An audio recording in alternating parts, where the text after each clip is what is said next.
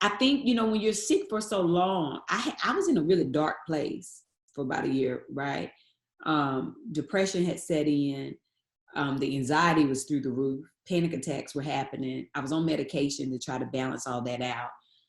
And I honestly had thought God forgot about me. And I got to a place where I didn't think he heard me anymore. And, I'm from the South, and I grew up in the church. My mom also was a pastor. I prided myself on being this woman of faith. But when you get to a dark place, sometimes you really think you have been forgotten. And so I had a moment where I prayed and I asked God as like my final call out to him. And I asked him, I said, if you heal me, you can have me. And I won't try to live this life my way anymore. I simply live it your way. And that day I meant that.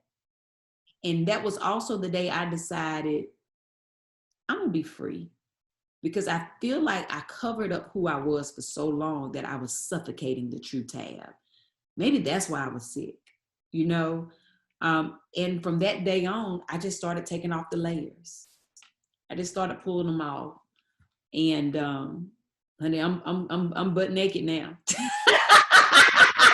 It takes time, because you got to think about how many years it took me to program myself to cover, right? So it takes the same amount of time, not the same amount, but it takes time to uncover and walk in it every day. And every day also remind yourself that you are enough just as you are, right? I have to remind myself that when I start to feel myself kind of get discouraged or have a moment, I snap myself right back together, like, Tab, you are right. You are enough just as you are.